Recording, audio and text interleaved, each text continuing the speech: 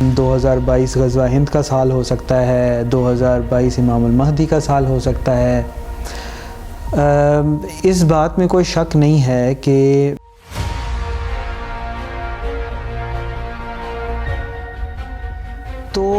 اس میں کوئی شک نہیں ہے کہ یہ بالکل امام المہدی کا وقت ہے، اور اتنا تھوڑے سے وقت میں یہ اتنی ساری چیزیں ہونی ہیں۔ تو اب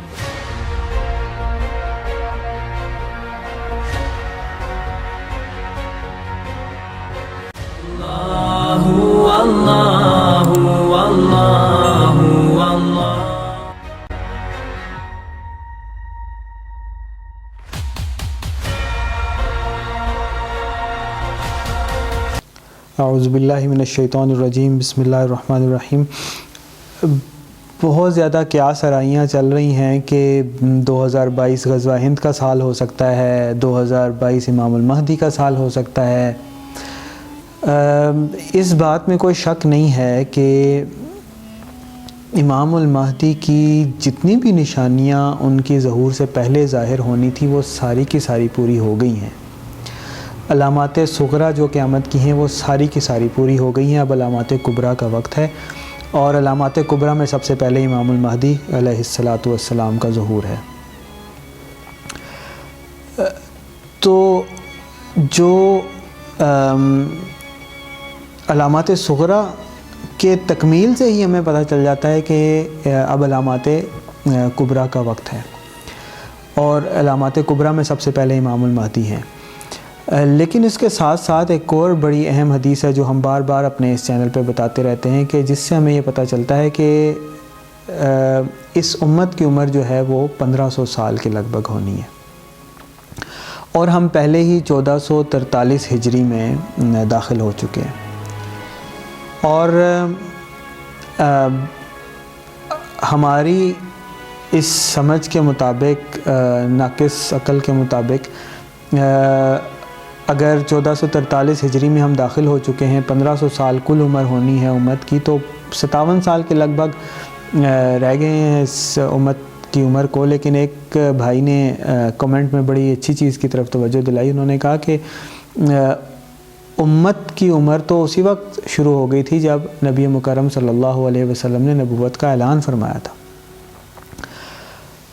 اس وقت سے لے کر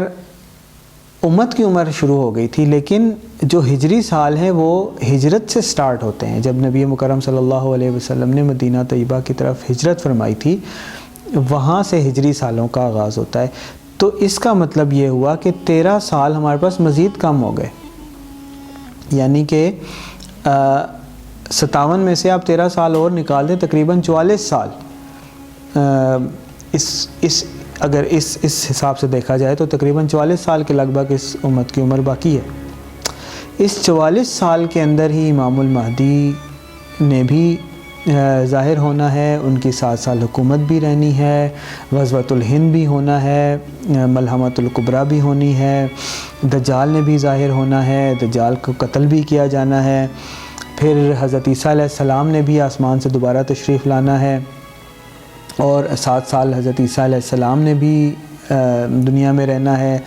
یاجوج ماجوج نے بھی آنا ہے۔ یہ سارے کے سارے واقعات اس تھوڑے سے عرصے میں، جو آدھی صدی بھی نہیں ہے، اس میں ہونے ہیں۔ تو اس میں کوئی شک نہیں ہے کہ یہ بالکل امام المہدی کا وقت ہے، اور اتنا تھوڑے سے وقت میں یہ اتنی ساری چیزیں ہونی ہیں۔ تو اب اس کا یہ مطلب نہیں ہے کہ یہ اتنی ساری چیزیں ہونے والی ہیں تو اب شاید وقت زیادہ رہتا ہوگا۔ نہیں، وقت زیادہ نہیں رہتا، وقت بہت کم رہتا ہے۔ اور آپ صلی اللہ علیہ وسلم کی حدیث کا مفہوم ہے کہ جب اس طرح سے قیامت کی نشانیاں ظاہر ہونے لگ جائیں گی تو وہ پھر ایسے پے در پے ظاہر ہوں گی کہ جیسے جب تسبیح ٹوٹ جائے تو اس کے دانے پے در پے فوراً گرتے ہیں اکٹھے۔ تو یہ پے در پے ایک دوسرے کے پیچھے اسی طرح سے یہ ساری کی ساری نشانیاں فوراً ظاہر ہو جائیں گی، اور پتہ بھی نہیں چلنا۔ تو یہ ایک فیکٹ ہے جس کو بہت سارے اہل نظر لوگ، اہل بصیرت لوگ جو ہیں وہ سمجھ چکے ہیں کہ امام المہدی علیہ السلام جو ہیں وہ بہت پہلے ہی سے لوگ کہہ رہے ہیں کہ پیدا ہو چکے ہیں۔ اب وقت ہے ان کو پہچاننے کا. اور جیسا کہ ہمارے چینل پہ لوگ آپ سب لوگ جو ویڈیوز دیکھتے رہتے ہیں, آپ کو اس چیز کا اندازہ ہوگا کہ ہماری انڈرسٹینڈنگ کے مطابق محمد قاسم بن عبد الکریم جو ہے وہ امام المہدی ہو سکتے ہیں, اور ان کی عمر جو ہے وہ اس وقت 45 سال کے لگ بھگ ہے. تو جو امام المہدی ہیں ان کا ظہور جو ہے وہ 40 سال کی عمر میں ہونا ہے. تو ظہور تو ان کا ہو چکا ہے, جن کو اللہ تعالیٰ نے توفیق دی ہے وہ ان کو پہچان بھی رہے ہیں. لیکن آپ صلی اللہ علیہ وسلم کی زندگی سے اگر تطبیق لی جائے تو جیسے آپ صلی اللہ علیہ وسلم کی جو دعوت تھی مکہ معظمہ میں وہ 13 سال رہی, اور اس کے بعد اللہ تعالیٰ نے آپ صلی اللہ علیہ وسلم کو ایک ریاست عطا فرمائی. اسی طرح سے کم از کم 13 سال کے لگ بھگ ایسا معلوم ہوتا ہے کہ امام المہدی کی بھی جدوجہد یا دعوت یا کوشش ہوگی, اور اس کے بعد مکہ معظمہ میں ان کے ہاتھ پر بیعت ہوگی. اور کتاب الفتن میں ہمیں ایک روایت ایسی ملتی بھی ہے کہ جس میں یہ ہمیں پتہ چلتا ہے کہ امام المہدی کا جو ظہور ہے وہ 40 سال کی عمر میں ہوگا, اور جو ان کے ہاتھ پر بیعت ہوگی 51 یا 52 سال کی عمر میں ہوگی. کتاب الفتن جو نعیم بن حماد کی کتاب ہے رحمۃ اللہ علیہ, اس کی میں بات کر رہا ہوں. تو اس کا مطلب یہ ہے کہ امام المہدی کے بیعت میں تو ابھی 6-7 سال ابھی باقی ہیں, لیکن ظہور ان کا پہلے ہی ہو چکا ہے. ہاں یہ ہے کہ 2022 کا جو سال ہے یہ بڑا اہم ہو سکتا ہے اس کانٹیکسٹ میں کہ کیونکہ ایک عرصہ گزر چکا ہے, 4-5 سال 6 سال گزر چکے ہیں اس دعوت کو چلتے ہوئے, تو یہ یقیناً اس سال میں بہت زیادہ پھیل سکتی ہے. 2021 کے آخر میں آپ کو جیسے کہ معلوم ہوگا کہ پوری دنیا سے لوگ جو ہیں وہ پاکستان میں آنا شروع ہوئے, اور وہ آئے, انہوں نے یہاں پہ آ کے لوگوں سے ملے, ملاقاتیں کی, اور اس چیز کو سمجھنا شروع ہوئے کہ محمد قاسم بن عبد الکریم امام المہدی ہو سکتے ہیں, اور اس کو انہوں نے سیریس لینا شروع کیا. اور اب 2022 میں یہ ہے کہ بہت سارے لوگ اس کو باقاعدہ یہاں پر منتقل ہونا چاہ رہے ہیں, یہاں پر کاروبار کا آغاز کرنا چاہ رہے ہیں تاکہ وہ امام المہدی کے ہاتھ پر بیعت بھی کر سکیں اور امام المہدی کے جو اولین ساتھیوں میں شامل ہو سکیں.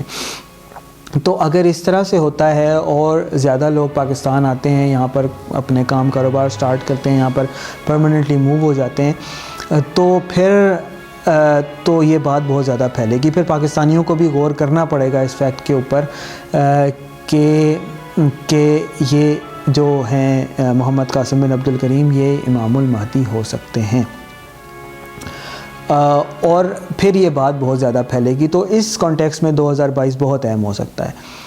اور ساتھ میں یہ بھی چیز ہے کہ آپ نے دیکھ لیا کہ 2022 کا آغاز ہوتے ہی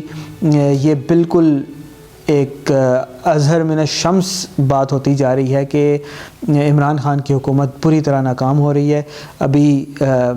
چند دن پہلے کہ وہ اپنے ٹی وی ٹاک میں بالکل ایک ہارے ہوئے کھلاڑی کی طرح لگ رہے تھے, اور ہر ایک نے اس بات کو محسوس کیا کہ بالکل وہ ناکام ہو چکے ہیں, اور اب پبلکلی ان سے جو ایک جھوٹا دعویٰ ہے اس کو قائم رکھنا بھی بڑا مشکل ہے ان کے لیے. اور 2022 میں یہ ناکامی جو ہے ان کی اور زیادہ اگر واضح ہو جاتی ہے تو پھر لوگ اور زیادہ اس چیز کو سمجھیں گے کہ محمد قاسم نے تو بڑا پہلے یہ تو الیکشن ڈے والے میں ہی بتا دیا تھا